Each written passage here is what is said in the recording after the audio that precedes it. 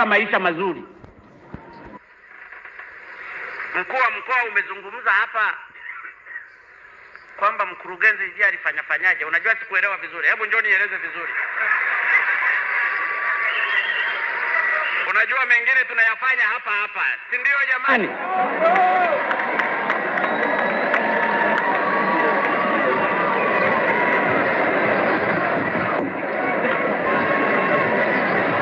Eleza vizuri, utaje na majina kama wako kweli. Na uzungumze kutoka moyoni. Muonee mtu. Mheshimiwa Rais, kwenye mkoa wako wa Dar es Salaam unajulikana kuwa ni jiji la Dar es Salaam. Kwa muundo tuna mkurugenzi wa jiji ambaye anaitwa kaka yangu Kabwe, Wilson Kabwe. Yeye ndio aliyesaini mkataba wa mwaka jana 2015 tarehe 30 kwa kutumia bailo ya mwaka 2009. Bailo ya mwaka 2009 inataka kila gari linalotoka Ubungo litumie kulipa shilingi 8,000. Lakini tarehe 31 ya mwezi huo huo mwaka huo 2015 akasaini mkataba mwingine unaotumia bailo ya 2004, ambao bailo ya 2004 inaongelea kulipa shilingi 4,000. Mheshimiwa Rais, matokeo yake nini?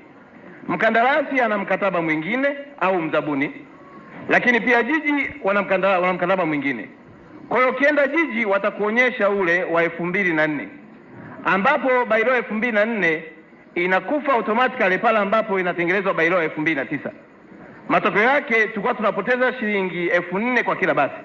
Na makadirio yaliyokuwepo tangu mwaka 2009 ilikuwa mabasi 300 kwa siku.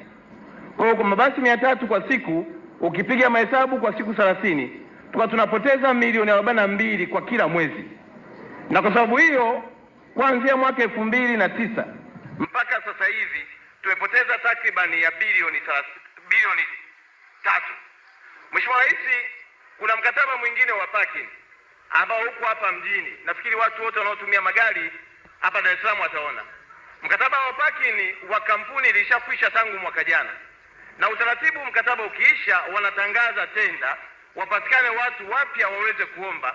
Hata yule aliyopo hazuii kuomba.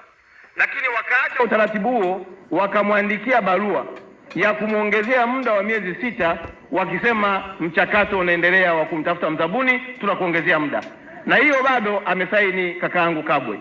Lakini kama vile haitoshi, baada ya kumaliza miezi 6 wakakaa tena wakamuongezea miezi 4. Kwa sababu hiyo ameongezewa miezi 10 kufanya kazi nje ya utaratibu wa utangazaji wa tenda. Maana yake, na watu wengi tunaamini ya kwamba ni sehemu ya wale wanaovunja kwa sababu wananufaika na parking hizo. Wakati parking zikizidi kuongezeka. Na si tu hivyo Mheshimiwa Rais, tunayo kampuni nyingine iliyopewa tenda kwa mujibu wa mkataba wao. Sababu niliunda kamati